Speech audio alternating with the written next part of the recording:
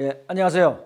4.27 시대연구원 부원장 손정목입니다. 오늘은 코로나 바이러스 팬데믹 제 두 번째 시간 전환기 세계대전에 대해서 살펴보겠습니다. 한마디로 이 코로나19 팬데믹은 패권 전환기의 세계대전의 성격을 갖고 있다. 이렇게 주장하는 학자들이 많습니다. 실제로 세계 최대의 백신 개발 연합이죠. 백신을 개발하는 전염병 대비 혁신 연합이라고 있습니다. 여기에 리차드 해쳇이라는 이 영국 박사는 그 회장이죠. 이 코로나 팬데믹은 2차 대전에 비유할 만하다 이렇게 얘기했습니다. 얼마 전에 빌 게이츠도 코로나19와의 전쟁은 2차 세계대전이다. 2차 세계대전과 비유할 만하다 이렇게 주장을 했죠. 이게 뭔 뜻일까요? 2차 세계대전의 결과가 무엇이 났습니까? 인류 역사는 수많은 전쟁이 있는데 왜 하필이면 2차 대전을 비유했을까요? 그것은 2차 대전을 통해서 미국 중심의 세계 패권 질서가 만들어졌고 또 하나는 소련 중심의 세계 사회주의 체제가 만들어졌기 때문입니다. 다시 말해서 그 이전에 없었던 새로운 세계 체제가 2차 대전을 통해서 새로운 사회 질서가 또 새로운 세계 질서가 만들어졌던 것이죠. 바로 그렇기 때문에 코로나19 팬데믹은 바로 이 새로운 세계 질서를 낳는 중요한 경과점이다. 또는 분기점이다. 이렇게 해석될 수 있는 것입니다. 실제로 세계 각국의 정상들이 이것을 전시에 지금 비유하고 있죠. 트럼프 대통령은 나는 전시 대통령이다. 워타임 대통령이다. 이렇게 얘기를 했고요. 중국의 시진핑 주석도 우리는 인민전쟁을 치러야 된다. 이렇게 강조했죠. 또한 일본의 다나키 사카이라는 유명한 정세 분석가도 핵전쟁을 할 수 없기 때문에 벌어지고 있는 그림자 세계대전이다 이렇게 표현했습니다. 다시 말해서 이것은 단지 전염병 바이러스를 퇴치하는 그러한 어떤 각국의 방역 노력의 이런 차원이 아니라 이 방역 노력을 매개로 해서 세계 각국이 자신들의 국제적 지위, 세계사적 질서를 자신들에게 새롭게 재편해 나가는 그러한 세계대전의 성격을 갖고 있다 이렇게 봐야 된다는 것입니다. 그래서 이것을 단순하게 보건 문제, 단순한 전염병 치유의 문제로서 바라봐서는 안 된다 이라는 것이죠. 그렇기 때문에 각국은 코로나 방역을 중요한 정치 문제로서 바라보고 있습니다. 그 대표적인 첫 번째 나라가 바로 북이었죠. 북은 1월 29일 날 코로나 방역을 국가 존망의 정치 문제다 이렇게 표현했습니다. 나라가 흥하는 걸 한두고 생존하느냐 망하느냐 이 정치 문제로서 바라봐 보건 문제가 아니라는 거죠. 따라서 모든 국가 조직은 총력적으로 이 코로나를 막아야 된다라는 겁니다. 그래서 국가 존망과 관련된 중대한 정치적 문제로 여겨야 된다. 그래서 정치 사업을 강화해라.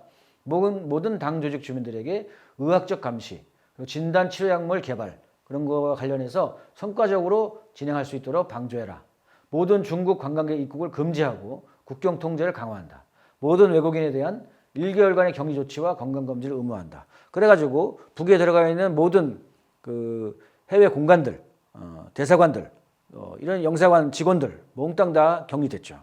그래서 그 불만을 품고 독일이나 프랑스, 독일하고 어디더라? 이런 몇몇 나라들은 우리는 본국으로 돌아갈래요. 이래가지고 러시아가 대준 그런 전세기 타고 돌아갔습니다. 그 정도로 강력하게 격리 방역을 실시했죠. 어쨌든 그래서 공식적으로는 여기 세계에서 유일하게 확진자가 0입니다. 그래서 사실 뭐 이걸 안 믿는 사람도 있죠. 뭐 에이브람스 그 주한미군 사령관은 있을 수 없는 일이다라고까지 주장했지만 어쨌든 공식적으로는 0입니다. 세계에서 유일한 방역에서 성공한 그런 나라죠. 자, 그런 과정에서 북은 이거를 코로나 창궐을 정치 문제로 바라보고 적으로부터의 공세로서 바라보는 의미가 있습니다. 그렇기 때문에 첨단 군사력 과시를 병행적으로 전개했죠. 그래서 이런 차원에서 북도 역시 코로나의 확산을 보건 문제로, 방역 문제로만 바라본 게 아니고 정치 문제로 바라보고 있다. 이렇게 이해할 수 있을 것 같습니다. 다음은 이 중국입니다. 중국이 사실은 어차피 미국을 겨냥하는 아주 뭐 최대의 G2로서 성장하면서 미국 입장에서는 대단히 껄끄럽고 가장 부담스러운 존재로 컸죠. 그렇기 때문에 그런 과정에서 트럼프는 집권 초기부터 계속 중국에 대한 견제를 했었습니다.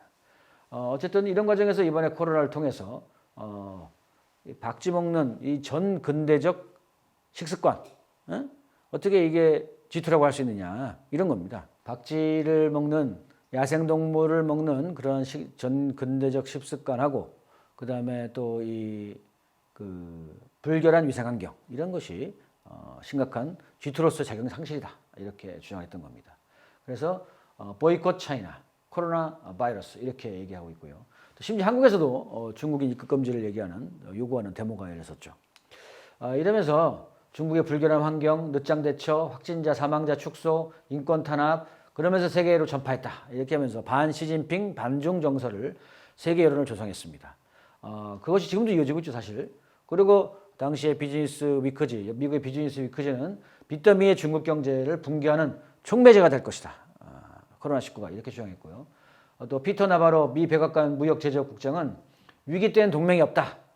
중국에 있는 미 기업들은 본국으로 돌아와라 라고 본국으로 돌아오면 그 이전비를 전액 미 정부가 되겠다. 이렇게 지금 현재 주장하고 있습니다. 대단히 중요한 의미를 담고 있죠. 그러니까 세계 경제에 있어서 중국이 세계 공장으로서 차지하고 있는데 거기에 있는 제조업, 미국 제조업 기반들이 다 본국으로 돌아오라. 이렇게 지금 오더를 내리는 겁니다. 또 마찬가지로 일본 역시도 이에 편승해서 2조 5천억 정도의 비용, 이전 비용을 책정해 놓고 일본 기업들도 일본으로 돌아와라. 이렇게 현재 요구하고 있습니다. 이만큼 이것이 경제적인 파급 효과를 불러일으키고 있는데요. 중국에 대한 반중 선전과 그리고 경제적인 재구조화가 동시에 진행되고 있습니다. 실제로 중국에 현재 이 우한 연구소가 여기가 있고 이번에 그 바이러스가 발병된 수산물 도매 시장이 불과 32km 거리에 있죠. 그런 것 때문에 이 우한 바이러스 연구소가 실질적으로 진원지다 이렇게 주장하고 있는 거고요. 또 중국이 의료물자를 지원하니까 의료물자 지원에 감사하기는커녕 유럽과 미국의 지배층은 중국이 오만한 태도를 보이고 있다. 좀 뭐 이 지원도 해주면서 오만한 태도를 보인다. 이러면서 오히려 거꾸로 중국에 대해 분노를 한다는 등 이렇게 주장하고 있습니다. 그러면서 화해에 대한 규제를 강화하고요. 또 그러면서 더불어 이 확산에 대한 중국 책임론을 부각하면서 6조 달러에 달하는 소송을 지금 했죠. 대단히 정치적입니다. 이래 되니까 중국 역시 가만히 있을 수 없었죠. 그래서 중국의 외교부 대변인이 지난 4월 20일 날 글로벌 금융위기 때 미국의 책임을 지라는 요구가 있었느냐. 또 80년대 에이즈는 미국에서 첫 발현됐는데 미국이 그걸 책임진 적이 있느냐. 이렇게 강력하게 강도 높게 반박을 가하면서 오히려 이거는 미국에서 온 것이다 라고 해서 중국의 한 변호사는 미국한테 소송을 제기했습니다. 여기는 6조 달러인데요. 여기는 3,500만 원짜리입니다. 어느 소송이 더 큰가요? 이쪽이 더 크죠. 근데 어쨌든 이렇게 서로 이 책임론을 갖고서 공방을 벌이면서 중미 간의 관계는 더욱더 대결적 관계로 변해가고 있다. 이렇게 보여집니다. 그렇지만 어쨌든 중국은 최초로 코로나 바이러스가 엄청나게 확산이 되면서 화를 입었죠. 근데 이거를 자체의 힘으로 소위 인민전쟁이라는 방식으로 보고를 바꿨습니다. 그래서 인구를 거의 4억 명 가까운 지역에 대한 봉쇄적 격리 조치를 취했습니다. 봉쇄 격리 조치를 취하고 그러면서 불과 열흘 만에 약 2,300동 규모의 2개의 병동을 열흘 만에 지었죠. 그리고 봉쇄 격리된 사람들에 대해서 국가 차원에서 안전한 생활할 수 있도록 모든 지원을 다 했습니다. 그리고 90% 이상의 세계 최고 수준의 완치율을 보여주었죠.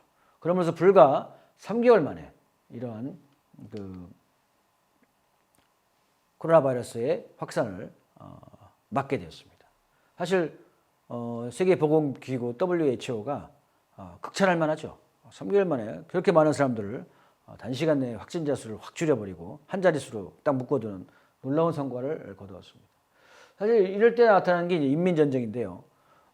실질적인 인민전쟁이라는 개념은 전민의 참여와 지지로 전쟁에서 승리한다는 총력전 개념입니다.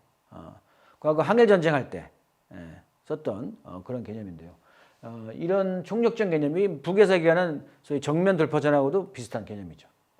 어쨌든 이것을 이렇게 인민전쟁이라는 표현을 쓰게 된 것은 결국 이것이 적으로부터의 공세다 이렇게 바라보는 의미가 있고요.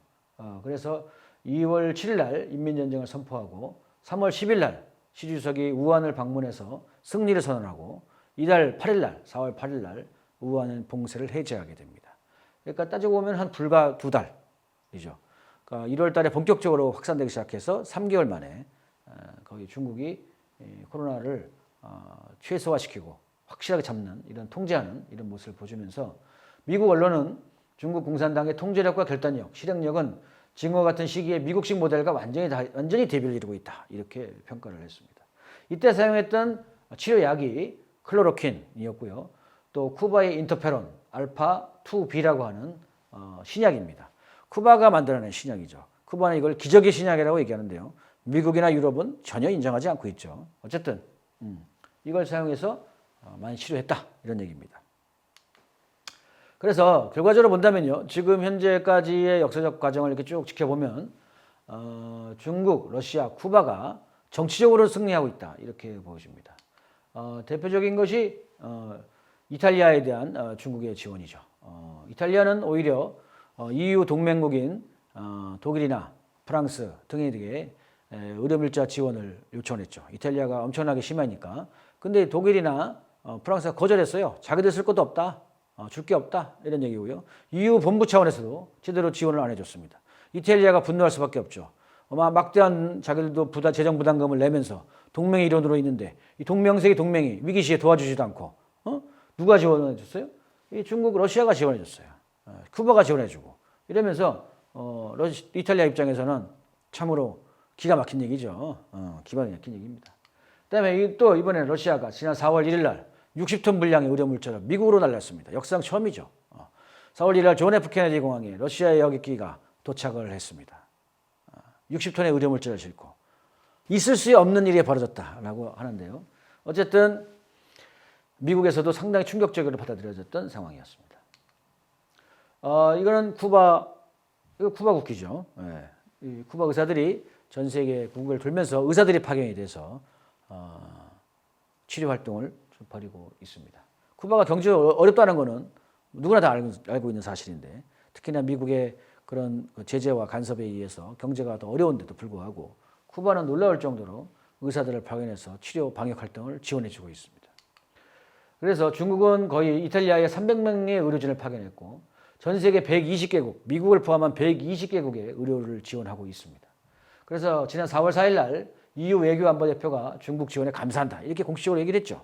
그럼에도 불구하고 영국, 프랑스, 독일의 이 지배층들은 거꾸로 요즘에 또 이런 지원에 대해서 중국이 오만하다는 둥 이러면서 오히려 거꾸로 중국을 비난하는 이런 양상을 좀 보이고 있습니다. 참 후한무치하다고 해야 될까요?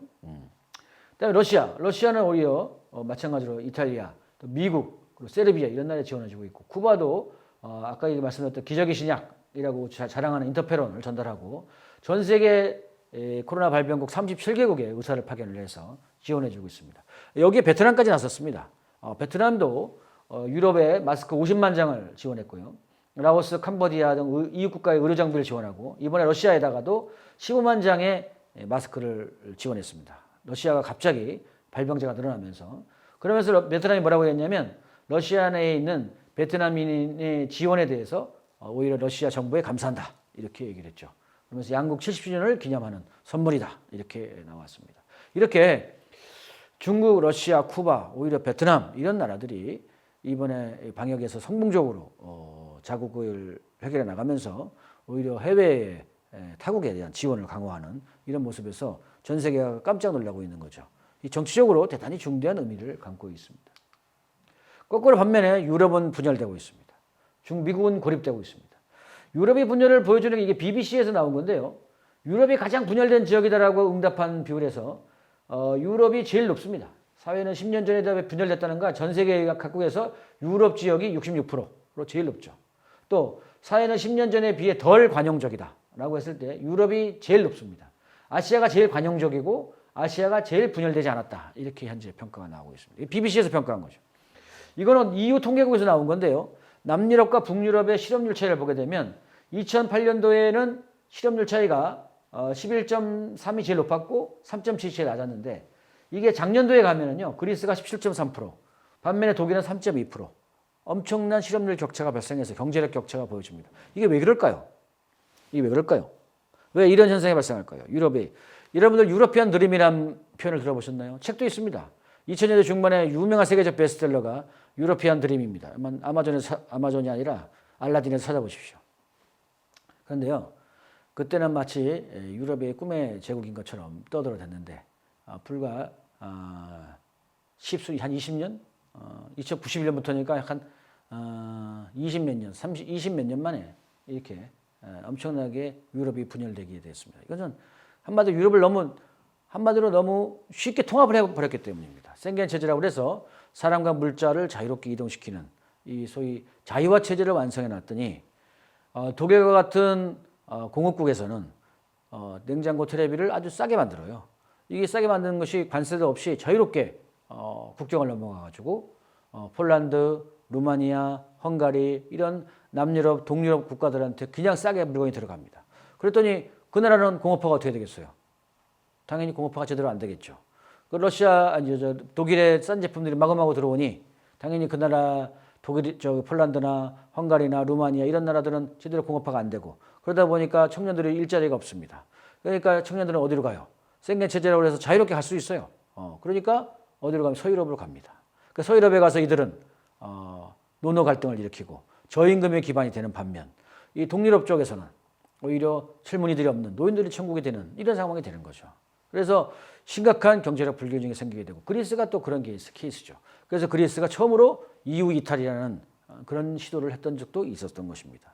어쨌든 그렇게 해서 구제금융을 받는 이런 상황까지 몰리게 되었고 이 구제금융에서 또 약탈적으로 유럽중앙은행 또 IMF 이런 애들이 들어가가지고 그리스의 자원을 아주 싼 값에 빼앗고 그리고 높은 이자 우리나라 IMF 했던 것처럼 높은 이자를 매겨가지고 실질적으로 엄청난 사람들을 고통스럽게 만드는 이런 상황을 지금 만들고 있습니다. 그러니 당연히 이 피해를 입은 동유럽, 남유럽 국가들이 감정이 좋겠습니까? 안 좋죠, 당연히. 그런데다가 이번에 코로나 사태에 대해서 유럽 중앙이, EU 중앙이 제대로 된 지원을 하지 않으니 더욱더 분노가 올라가는 이런 상황이 된 겁니다. 그래서 유럽은 더욱더 분열하고 있다. 이런 거고요. 그런 과정에서 마테오 살비니 이탈리아 동맹, 바로 전 부총리였죠. 이 양반은 일단 이번에 위기를 해결하고 나면 EU를 떠나자라고 해서 강력하게 국민들한테 얘기를 했습니다. 누가 봐도 이탈리아 입장에서는 이렇게 많은 사람들이 확진자가 생기고 또 사망자가 생기는데 이웃 국가인 잘 사는 독일이나 프랑스나 영국이나 이런 나라들이 뭐 나 몰라라, 나도 급하다, 내 코가 석자다 이렇게 앉아 있으면 도대체 그게 제대로 된 동맹이 될 수 있겠습니까? 그래서 심각하게 오히려 서로 간의 갈등만 높아진 상황이 됐고요. 더군다나 또 이번에 이런 동유럽과 남유럽 국가들 지원을 위한 EU 차원에서의 코로나 본드, 코로나 채권을 발행하자 이런 제안이 나왔는데 이 부자 나라인 독일이나 네덜란드가 또 그걸 반대했죠. 왜냐하면 자기가 그 책임을 같이 져야 되니까. 그러니까 이런 식으로 해서 결국은 EU가 해체될 가능성이 높아졌다라는 것이 전반적인 평가입니다. 물론 미국은 코로나 이런 피해국에 대해서 자국도 이런 대서양 동맹 체제의 대장인데 이 대서양 동맹의 대장인데 미국은 오히려 이들에 대해서 침묵을 하고 있고 오히려 독일 제약사가 백신을 개발한다고 하니까 그 독점권을 뺏으려고 한다거나 또 이런 중국 애들이 그 프랑스에 마스크를 지원하는 것에 대해서 3배 웃돈을 주고 비행기 타는데 딱 가로챘다는 이런 얘기까지 나오면서 미국이 엄청나게 대중들로부터 고립되는 이런 양상을 보여주고 있습니다. 그래서 오히려 세계 위기 상황에서 중국, 러시아, 쿠바는 어려움에도 불구하고 타국을 지원하는데 오히려 세계 선진국이라고 하는 미국이나 유럽은 지원은커녕 자기들끼리 싸우고 있고 내 코가 석자라는 식의 이런 아주 놀부적 심보를 보여주고 있다. 이게 참으로 심각한 문제가 될 수 있는 것이죠. 이 사람들이 과연 세계를 이끌어 나갈 수 있겠느냐? 이게 아닌 거죠. 그죠? 그런 과정에서 이번에 또 미국 자체가 또 분열하고 있습니다. 미국 자체가 분열하고 있다. 지난 4월 9일 날 캘리포니아 주지사가 게빈 뉴섬이라는 인물인데 이 사람이 캘리포니아 분리 독립 선언을 했습니다. 미국 연방에서 탈퇴하겠다. 뭐 이런 거. 참 제가 생각해도 좀 황당한 얘기인데요. 왜 탈퇴하느냐? 트럼피즘이 싫다. 트럼프가 싫고, 이 민주당입니다. 이 민주당인데요. 그래서 코로나에 대해서 연방 정부의 대처가 불만이다. 이런 주장을 한 거죠. 왜 그러냐면 트럼프 대통령은 계속해서 빨리 봉쇄 격리를 풀고 경제 복귀를 해야 된다. 사람들이 다 죽는다. 이런 주장을 한 반면에 이쪽 민주당 쪽에서는 지금 풀면 안 된다. 봉쇄 격리를 더 해야지 이 코로나 확산을 막을 수 있다. 이래서 더욱 강화된 봉쇄 격리를 요구했던 거죠. 이러면서 서로 충돌이 되니까 그런 과정에서 트럼프 대통령의 이 요구사항을 우리는 들어줄 수 없다. 이런 입장이 강해졌고 여기서 캘리포니아가 제일 앞장서서 지금 아예 치고 나온 겁니다. 그래서 블룸버그 통신은 이에 대해서 트럼프 대통령의 재선을 막기 위한 일종의 전략이다. 이렇게 지금 평가를 하면서 상당히 심각한 대립 양상을 지금 보이고 있습니다. 캘리포니아는 거꾸로 의료 장비들, 의료용품을 만들면요. 다른 주에다가, 옆주에다가 수출하겠다. 이렇게 표현했어요. 수출하겠다. 그냥 파는 게 아니라 수출하겠다. 이 표현 자체가 캘리포니아 공화국을 얘기하고 있는 거죠. 그래서 이게 참 트럼프 대통령 입장에서는, 트럼프 정부 입장에서는 황당한 얘기지. 황당한 얘기입니다. 어떻게 대처할까? 이게 아무 기추가 주목되고 있는데요.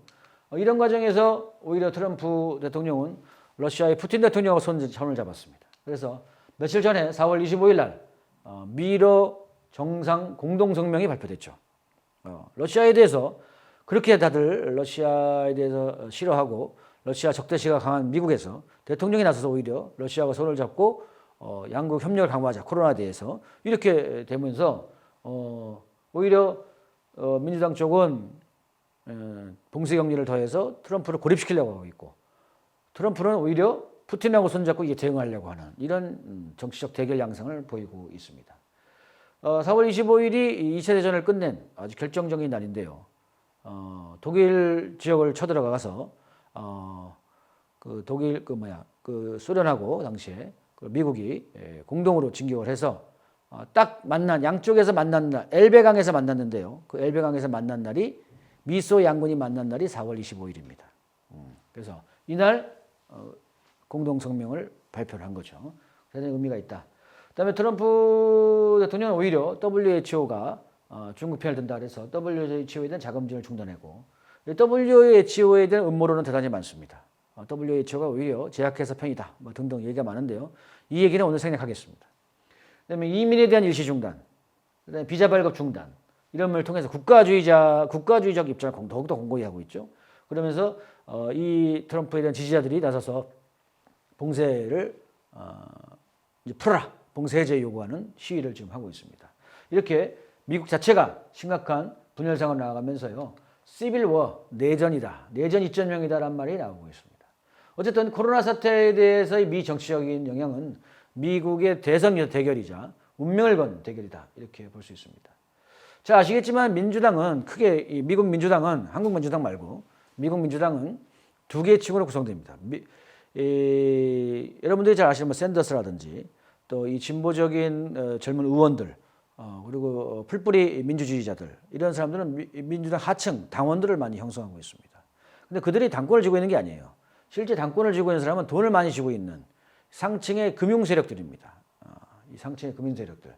이 사람들이 과거에 2008년도 금융위기 때, 오바마 때 금융위기를 일으킨 장본인들과 연관되어 있고 그들로부터 많은 정치자금을 받았던 거죠. 그래서 이런 민주당의 상층의 금융 세력들은 봉쇄를 유지하고 경제 성실에 따른 민심 비판을 추동하고 사사건건 트럼프를 비난하고 우리나라 저기와 비슷합니다. 민주통합당 사사건건 비난하죠. 민주당에 대한 각 민주당이 주지사를 하고 있는 주에 봉쇄를 유지하고 있습니다. 반면에 트럼프는 국가주의를 강조하는 사람이죠. 그래서 봉쇄 해제, 그다음에 세계 경찰로서의 미국의 역할 포기, 그리고 경제 활동을 적극적으로 빨리 재개하자 이런 입장을 가지고 있고요. 그래서 이 두 세력 간의 대결이 앞으로 대선 일정이 가까워짐에 따라서 더욱더 격렬하게 전개될 것 같습니다. 그런 과정에서 우리는 중요한 몇 가지 지점을 보게 됩니다. 첫 번째는 미군 철수와 전쟁 중단이 아주 조용히 진행되고 있습니다. 지난 3월 23일 날 이 양반이 누굽니까? 유엔 사무총장입니다. 안토니오 구테레스. 이 유엔 사무총장이 인류의 공동의적 코로나19에 대해서 이거에 대응하기 위해서 지구상의 모든 전쟁을 멈춰달라. 일종의 정전 결의안을 내달라고 제안을 했습니다. 이것이 현재 카메룬, 중앙아프리카 공화국, 콜롬비아, 리비아, 미얀마, 필리핀, 남수단, 수단, 시리아, 우크라이나, 예멘 이런 나라들이죠. 한반도는 좀 빠졌습니다. 한반도는 정전 상태라서 빠졌나? 네, 그걸 잘 모르겠지만 어쨌든 이게 전쟁 상태인데 우리도 어쨌든 현재 지구상 곳곳에서 벌어지고 있는 전쟁을 중단하자, 코로나19에 공동으로 대처하자 이렇게 제안을 했는데 이걸 누가 받았습니까? 푸틴이 받았습니다. 그래서 푸틴 대통령이 5월 달에 안보리 5개 상임이사국, 거부권을 갖고 있는 5개 상임이사국의 정상회담을 5월 달 전승일에 2차 대전 전승일에 러시아에서 개최할 걸 제안했다가 이번에 러시아에서 코로나가 엄청나게 확산되는 바람에 마크롱한테 넘겨줬습니다. 프랑스 마크롱 대통령한테 이 역할을 맡겼어요. 그래서 마크롱이 젊은 날에 이것처럼 큰 영광이 없다. 이래서 자기가 적극 받았습니다. 그래서 코로나 대처 위해서 모든 전쟁을 멈추자라고 적극 제안을 하면서 마크롱 대통령이 5월 달에 안보리 5개 상임이사국 화상회의를 개최할 것을 제안했습니다. 그리고 이것을 유엔 총장의 제안을 지지한다. 이렇게 공식적으로 발표를 했죠. 그래서 이게 만약에 유엔 안보리 5개 상임이사국들이 전 세계 전쟁 중단을 결의하게 되면 정말 인류사적인 일이 될 것입니다. 사실 이 모든 전쟁에 다 누가 개입되어 있습니까? 미국이 개입되어 있습니다. 미국이. 알게 모르게 직간접적으로 다 개입되어 있는데요. 미국이 나서서 이걸 같이 정전을 하겠다고 나선다면 이 전쟁이 다 스탑이 됩니다. 인류사적으로 엄청나게 큰 일이죠. 그럼 당연히 한반도도 어떻게 되겠습니까? 당연히 영향을 받겠죠. 그죠? 엄청나게 중요한 일입니다. 그런 과정에서 드디어 미군이 조용히 빠져나가고 있습니다. 이거는 아프가니스탄입니다. 아프가니스탄은 이미 오래 아시겠지만 제가 여러 군데 다 물어보니까 아프가니스탄 전쟁이 왜 생겼습니까? 9.11이죠. 9.11. 9.11 때문입니다. 9.11. 2001년도에 됐죠. 그래서 21세기 최장의 전쟁입니다. 2001년도에 탈레반이 9.11 테러 사건을 일으킨 빈라덴을 숨겨줬다. 이렇게 주장하면서 당시 부시 정권이 아프가니스탄을 침공하죠. 그래서 한 달 만에 탈레반 정권을 무너뜨렸는데요. 그로부터 탈레반이 없어진 게 아니라 각 지역이 흩어져서 강력한 민족적 지지를 얻으면서 아프가니스탄 민족의 지지를 얻어서 장장 20여 년에 걸친 전쟁을 하게 됩니다. 결국은 미국이 지난 2월 29일 날 아프가니스탄 탈레반과 평화협정, 평화조약을 체결하게 이르렀죠. 그로부터 그 평화협정의 내용이 14개월 내 미군에 완전 철수입니다. 그리고 그 첫 시작을 3월 9일 날 한참 미국에서 코로나가 발병을 하고 확산될 때 그때 철수가 시작이 됐습니다. 그리고 이 아프가니스탄에 중국과 러시아, 파키스탄, 인도네시아, 이란이 재건에 참여해달라고 탈레반이 요청하는 이런 상태가 됐죠. 결국은 사실은 이게 제2의 베트남 전쟁입니다. 미국 입장에서 보면 개망신이죠. 개망신. 어쨌든 결국은 아프가니스탄을 점령하지 못하고 미국이 물러나는 이런 상황이 됐습니다. 두 번째는 이라크입니다. 이라크가 지난 3월 17일부터 아니 4월 17일, 3월 17일부터죠. 3월 17일부터 3월 말기까지 해서 이라크 북부의 키르쿠크, 모술 그리고 유프라테스 시리아 국경 강변의 유프라테스 강 지역에서의 알카임 군사기 3개 군사기지에서 병력을 드디어 뺐습니다. 이라크는요. 1월 3일 날 이란의 혁명수비대 술레이마니 장군이 이라크 땅에서 암살된 후에 1월 6일 날 이라크 의회가 미군 철수 결의안을 통과시켰죠. 그래서 이라크 의회가 미군 다 나가라 했죠. 남의 나라 땅에서 전쟁을 하다니 말이 되느냐 이래가지고 미군을 다 나갈 것을 결의했고 미군은 못 나간다 하다가 못 나가니까 이라크군 민병대들이 로켓탄으로 미군 기지를 공격했습니다. 그래서 참 이라크 국민하고 또 싸울 수도 없고 미국 입장에서는 참 곤혹스러운 입장이 되겠죠. 이 키르쿠크는 이라크 최대의 유전지대입니다. 유전지대인데 이걸 내놓은 거예요. 엄청난 거죠. 예. 또 유프라테스 강변의 이 알카임 기지라는 것은 시리아 전쟁에서 IS들을 지원하는 기지였습니다. 그런데 여기를 철수한다는 것은 결국은 미국이 IS나 또는 쿠르드를 버리고 이제 나가기 시작했다. 그래서 미국 전면 철수의 시작이다. 이렇게 얘기합니다. 더불어서 미군이 철수하니까 거기에 들어가 있던 프랑스, 체코 이런 군대들도 철수를 결정했죠. 그래서 세계 각국의 강대국의 군대들이 철수를 하기 시작했습니다. 대단히 중요한 의미가 있죠. 정치적으로. 더불어서 이번에 마찬가지로 코로나19 대처를 위해서 전 세계에 제재를 가하는 것을 중단할 것을 요구하는 결의안이 나왔죠. 이게 뭐 통과된 게 아니라고요. 그래서 북과 니카라구아, 러시아, 베네수엘라, 시리아, 이란, 중국, 쿠바 이런 8개국이 공동으로 코로나 대처를 위한 제재 해제를 유엔에 정식으로 요청했고 이게 3월 25일입니다. 이것을 당시 또 마찬가지 구테르스 유엔 사무총장이 받아가지고 이것을 적극적으로 G20 특별 화상 정상회의에 참석을 해서 전 세계적인 유행병에 대응할 국가들의 능력을 약화시킬 수 있는 제재를 더 이상 하지 말고 이제 해제하자라고 제재 면제를 호소하는 아주 이런 또 역사적인 상황이 벌어졌습니다. 이러다 보니까 요즘에 여러분들 미국의 미국은 표면적으로 반대하고 있죠. 이 제재 해제에 대해서. 근데 여러분들이 이 대표적인 미국 국무부의 그 관영 언론이죠. 미국의 소리 코리아를 보시게 되면요. 미국도 우리 제재가 그 의료 지원들을 방해하는 게 아니다. 이렇게 주장하면서 인도적 지원은 적극적으로 하겠다. 이렇게 주장했다가 결국은 그것도 막 비판을 받으니까 뭐라고 얘기했냐면 사실 그 나라들이 북이 의약품을 살려고 하는데 의약품을 살려면 대금을 보내줘야 되는데 그 대금을 보내줄 은행을 막아놨으니 물건을 사올 수가 없는 거죠. 돈을 보낼 수가 없으니까. 그러니까 이걸 풀어줘야 되는 거야. 그 은행의 은행에 대한 제재를 풀어줘야 되는 거죠. 결국은 의료 지원과 제재가 분리된 것이 아니고 기왕 해왔던 경제 제재 안에 의료 지원도 포함되는 거라서 결국은 경제 제재를 풀어야지만이 그 문제 해결되는 겁니다. 그래서 명문적으로 아마 미국 입장에서도 할 말이 없게 되는 상황이 되는 거죠. 그래서 이번에 만약에 앞으로 5월 달에 그 안보리 상임 이사국 5개, 미국, 중국, 러시아, 프랑스, 영국 5개의 상임이사국 정상들이 모여서 회의를 하게 된다면 이 문제 또한 거론이 될 것입니다. 그래서 전 세계 정전 결의안과 그리고 제재 해제 결의안을 아마 유엔 차원에서 다룰 수 있게 되지 않을까 그런 기대가 들고 당연히 우리들은 어떻게 해야 되겠어요? 당연히 적극적으로 그것을 위해서 요구하고 싸워야 되겠죠. 네.